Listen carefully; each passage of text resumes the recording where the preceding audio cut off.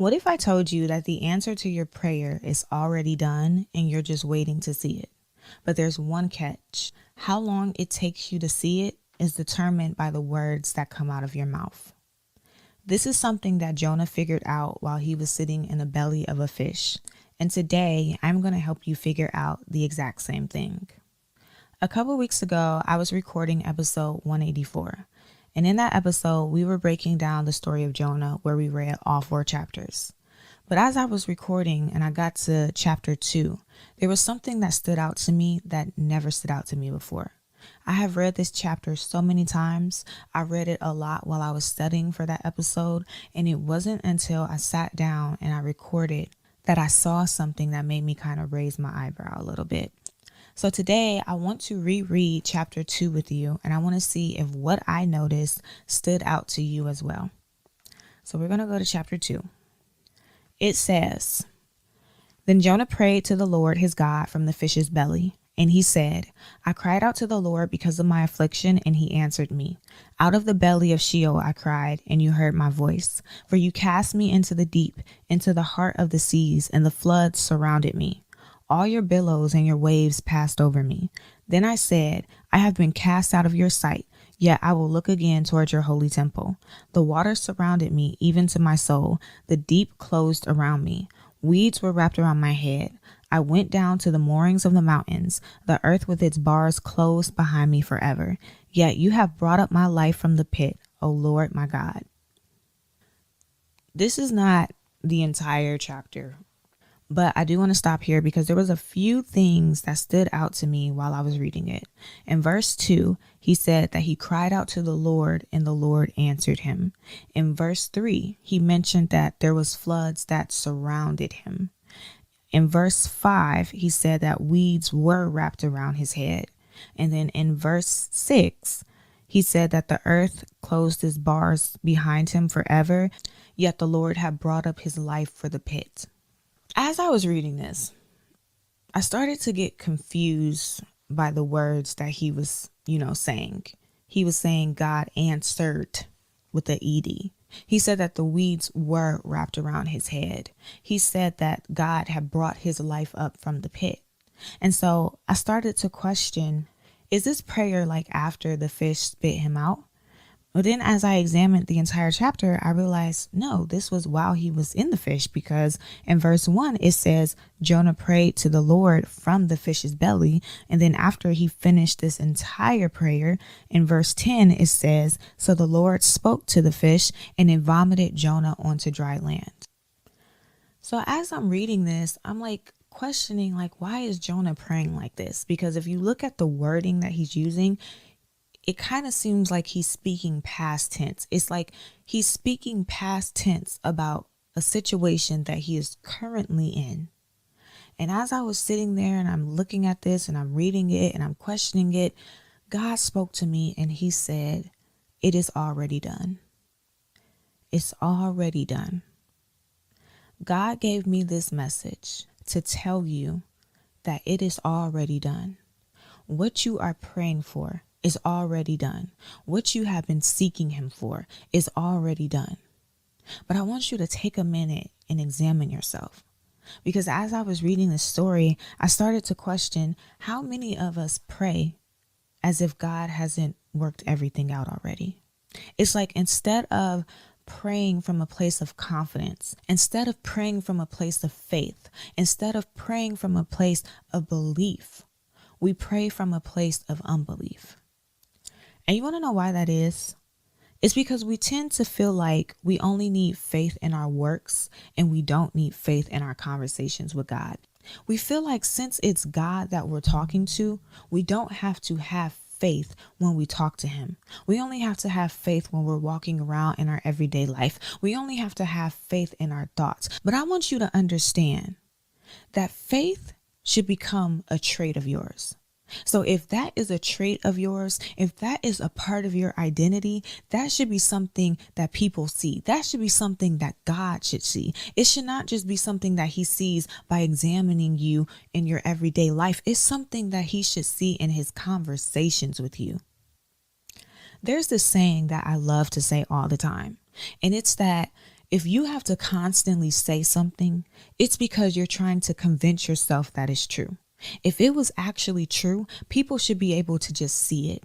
You shouldn't have to just always remind people. You shouldn't have to just always speak it. You shouldn't just have to always, say it all the time. People should be able to see that on you.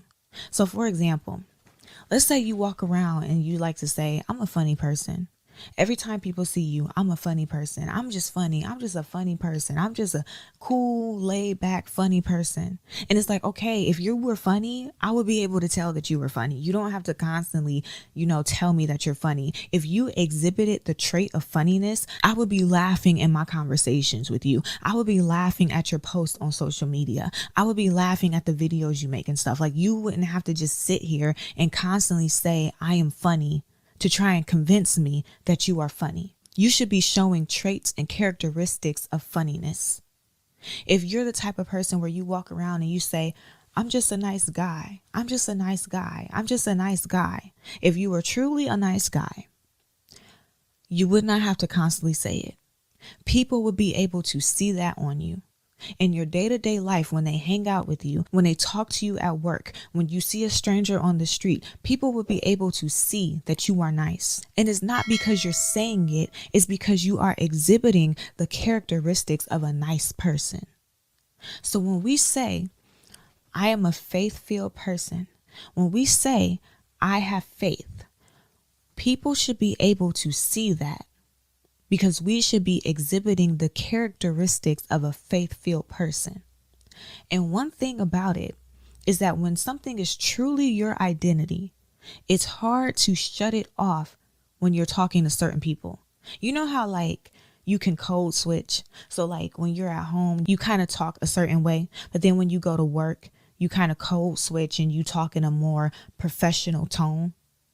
It's not like that. It's kind of hard for you to shut off things that are genuinely a part of your identity. It's kind of hard for you to shut off things that are a part of your personality. So if you were truly a faith-filled person, you wouldn't talk in faith with one person and not talk in faith with the next person. It would be a part of who you are. Everybody around you would be able to see that on you, including God. So I know you probably like, where are we getting at with this? This is where we're getting at. If you are truly a faith-filled person, you would not have faith in your everyday life, but then in your relationship with God, he doesn't see the faith on you. In your conversations with God, he doesn't see the faith on you. God's going to truly know how much faith you have by the way you pray. And so I want to ask you again, how many of us pray as if God has not worked out what we are seeking? How many of us pray from a place of unbelief? And if you don't know what prayer looks like from a place of unbelief, I'm going to give you some examples. Number one, you pray as if you are begging God to come through. In Jonah's prayer, he wasn't saying, please, God, please, I'm sorry. Please spit me out of this fish. Let me live. Let me go on to dry land. Please, it's from a place of desperation. Are you praying like you are desperate for God to do this? Like you are begging God to do this? Because if you are praying from a place of begging, that is praying from a place of unbelief. If you were truly confident in God, there would be no reason for you to beg him to do something that you know he already said yes to, that you know he already has worked out for you. The second way to pray from a state of unbelief is you pray like you are worried about the situation. This situation is stressing you. This situation is worrying you. And that worry is what's being exhibited in your prayers with God. I'm pretty sure when Jonah was in the belly of a fish for 3 days, that was very stressful. No food, no place to use the bathroom. I'm literally in an animal's belly. I would be freaking out. I would be stressed. I wouldn't be able to sleep. I would be worried. Yet he did not pray from his stresses of his situation. He bypassed that and he prayed in confidence because he knew that this is stressing me now, but God's still going to come through for me.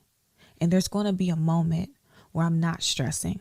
So I'm going to look at the life that I want. I'm going to look at what things are going to look like when God comes through.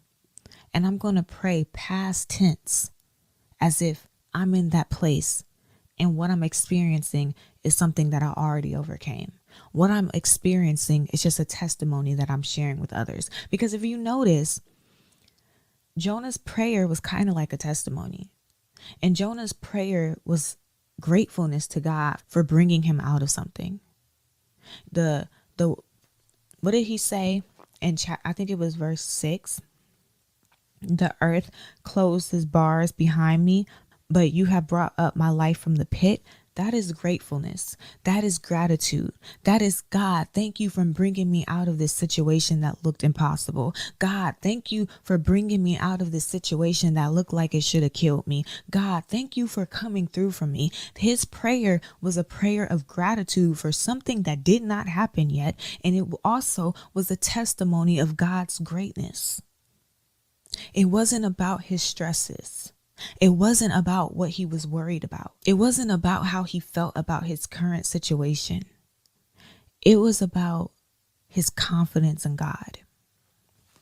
And I'm not saying that you cannot be stressed. I'm not saying that you cannot have, negative emotions and negative feelings about your situation. Because if you listen to last week's episode where we talked about remaining hopeful in the middle of chaos, I told you there is a time for grieving. There is a time where you're going to feel emotions based on what you're seeing in your life. But there's also a time to get up. And if you notice, it didn't say this in chapter 2. It said it at the end of chapter 1. At the end of chapter 1, it literally said, now the Lord had prepared a great fish to swallow Jonah, and Jonah was in the belly of the fish for 3 days and 3 nights. He was in the belly of the fish for 3 days and 3 nights, 72 hours, before he finally made the decision to pray. And so that makes me wonder, what was he doing for those 72 hours? Is it possible that maybe those 72 hours was his time of grieving? That was his time of feeling those negative emotions. That was his time of trying to rationalize everything. That was his time of trying to strengthen himself up to say this prayer in confidence. Notice he didn't get into the fish and then immediately pray. It took him 3 days to finally pray this prayer. And that's why I feel like you should listen to last week's episode where we talked about remaining hopeful in the middle of chaos. Because in that episode, we talked about the time of grievance. We talked about feeding your spirit and God giving you strength. And what this is showing me is that when God gives you strength, your prayers are going to look different. You're no longer going to be praying from a place of despair. You're no longer going to be praying from a place of worry. You're going to be praying from a place of confidence because you now have the strength to maintain your confidence in God. But the third way to know if you're praying from a state of unbelief is that you pray from a place of doubt. Doubt is hesitation. Doubt is questioning things. If you notice in Jonah's prayer, he wasn't doubting anything. If you notice from Jonah's prayer, he wasn't questioning if God was coming through. He wasn't hesitant. He was very, very confident that how he imagined things is what was going to happen. And so if you are praying in a way that is begging God or from desperation, if you are praying in a way where you are worried or you are stressed out, or if you are praying in a way where you are doubting, then you are praying from a place of unbelief. And I think that it's time for you to challenge yourself. And instead of praying from that place, start praying like Jonah and pray from a place of confidence. I know that some of you are going to hear this and you're going to question what's wrong with, expressing those feelings and giving those feelings to God? There's nothing wrong with that. We've seen in the story of Elijah in last week's episode that Elijah was honest with God about how he was feeling, and he gave that to God. And I want you to understand that there is a difference between giving your negative emotions to God and praying to God from a negative place. When you give your negative emotions to God, you are going to God and you are saying, God, this is how I'm feeling. I'm feeling stressed. I'm feeling doubtful. I'm feeling like I don't trust you. I'm feeling like I want to give up. That's how I'm feeling. And then at the end, you can even say, God, help me overcome these feelings. That is giving your feelings to God. But when you're praying from those feelings, you say things like, I don't know if this gonna work. I do got to come up with the money for my bill by the end of the month. I don't know if you're gonna come through. That's hesitation, right? That's doubting if he's gonna do it. So you're praying from that, right? You say things like, I think this might work out for me. Like, I think I'm kind of hesitant. I don't know for sure. So those type of phrases are praying from those emotions instead of giving those emotions to God. So I hope that helps you understand the difference between those. Like, it's not the same thing. There's nothing wrong with releasing your negative emotions to God. There's nothing wrong with feeling them and grieving them and talking to him about them. But there's a difference between talking to him about them and talking to him from them. As long as you talk to God from your negative emotions, you're never going to see him move in your life. You have been wondering why he's not coming through. You have been wondering why things aren't working. You have been wondering why you are still in this place. And it is because you have been talking to God from your negativity instead of giving your negativity to him. And when I was studying for this episode, there was something that God said to me so clear. He said, when God gives us a yes, we have to stop moving like he said no. If God promised you something, if God gave something to you, if God confirmed something to you, if God released a vision to you, if God said yes to you, then why do you keep moving like he said no? Why do you keep talking like he said no? Why do you keep talking to him like he said no? Why do you keep saying if this happens? Why do you keep moving with hesitation? Why don't you stand confident and say, if God gave this to me, I'm going to say that this is what I have.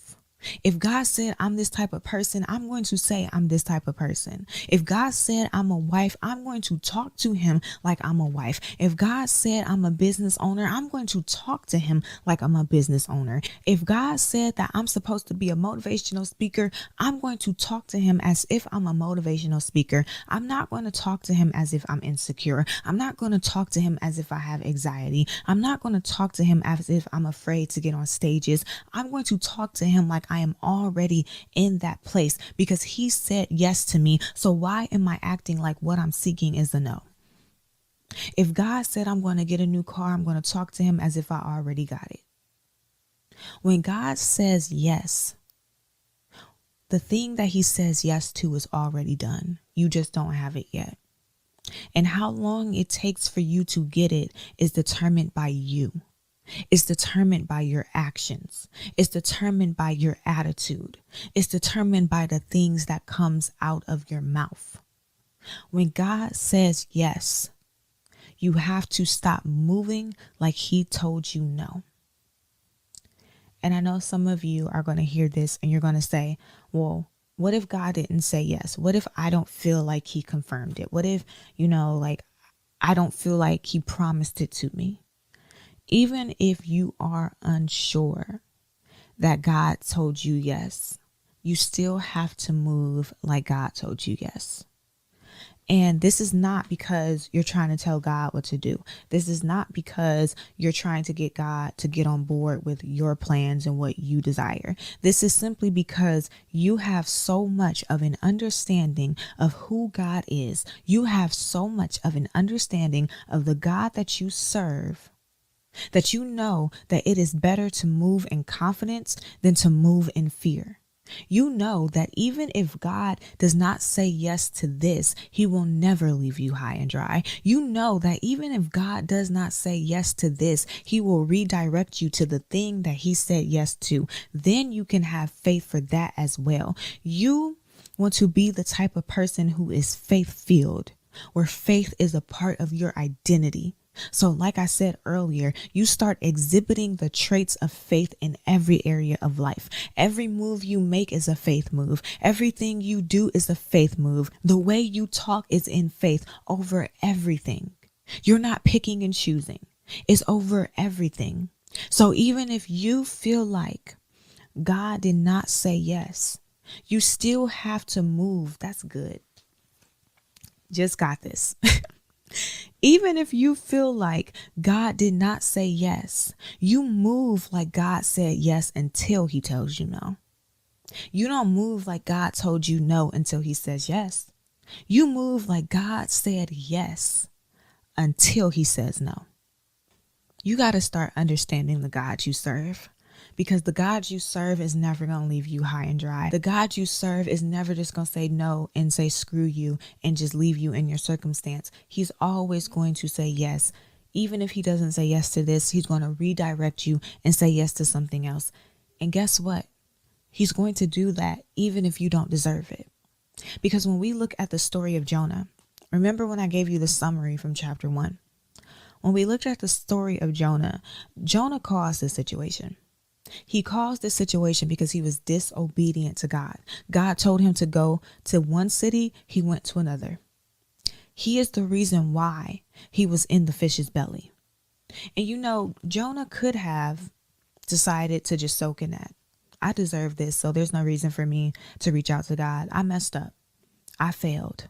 I sinned. I was disobedient. I don't deserve his mercy. I don't deserve his yes. I don't deserve for him to help me. Why should he help me? Look how many chances he gave me and I still can't get it together. Jonah could have had that attitude. Jonah also could have been afraid. He could have been afraid that God would have been angry at him. He could have been afraid that God would have shunned him. And who knows, he could have been feeling those things for the 3 days that he was sitting there doing nothing. But instead of giving into the shame, instead of giving into the fear, he made the decision to pray to God in confidence over something that he put himself through, over something that one might say he actually deserved to go through. And when we think about why would he feel comfortable doing that? It's because he knew the God that he served. And so many of us don't feel that comfortability because we don't know the God that we serve. Even if we're praying for something that necessarily isn't like Jonah, like we don't deserve to go through it, we still pray from a place of worry. We still pray from a place of begging. We still pray from a place of doubt. And it's because we don't know the God that we serve. And you have to make the decision to start learning God. Read your Bible. Look at stories. Look at how he treated people. You have 2 examples in the story of Jonah of God showing mercy. He showed mercy to Jonah, somebody who did not deserve it. And he showed mercy to an entire city of Israelites. And they did not deserve it because they turned their backs on him.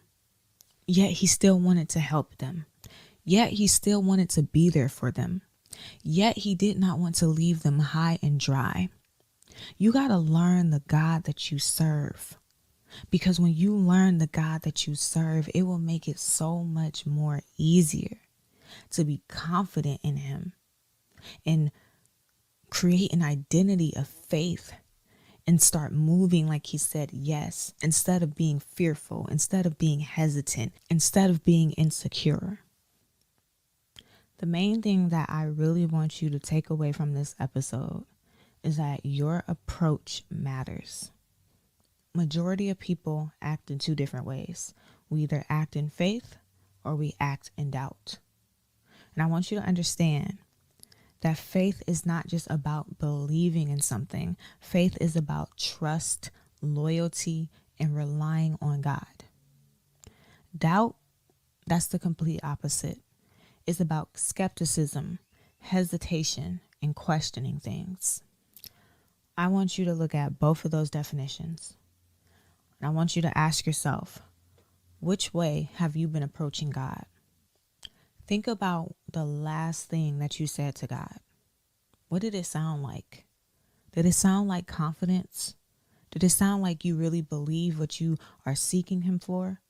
Or did it sound like hesitation? Did it sound like you were questioning if it could happen? Did it sound like if you were worried about if it would happen? What did it sound like? Did it sound like you believe it, but maybe you were questioning certain parts of it, so you don't believe the entire thing, or you believe it up to an extent? If it sounded like doubt, you have to change your approach to faith. Remember that faith is going past what you see. It's going past what's around you, and it's expecting what you believe. It's expecting, no, I'm going to bypass belief. It's expecting what you know God would do for you. Not what you believe, what you know, what you understand. Faith is expecting what you know God would do for you. So I want you to change up your prayers today. Instead of speaking for the victory, you need to start speaking from the victory. You need to start speaking from the place you know God will take you to. You need to start speaking from the thing you know God will give you. You need to start speaking from the person you know God will create you into. And here's the thing. If you still have doubt, or you still feel uncomfortable, then that means that you don't fully know that God would do this for you. And so you need to start taking the initiative to start learning God. Learn how God feels about you. Learn God's purpose for you. Learn how God loves you. Learn what God can do and the power that he has. You need to start taking the time to learn God, to enhance what you know he wants to do in your life. And it's going to make it easier for you to speak from that place.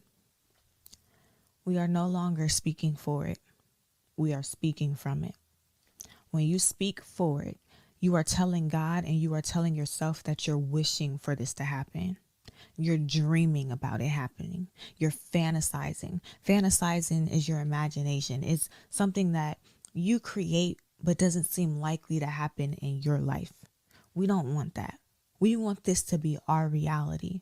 So instead of speaking for it, hoping and wishing that that thing will come true, but we don't know if it will, but it might. Instead of speaking from that place, we're going to speak from it. We're going to imagine ourselves living that life.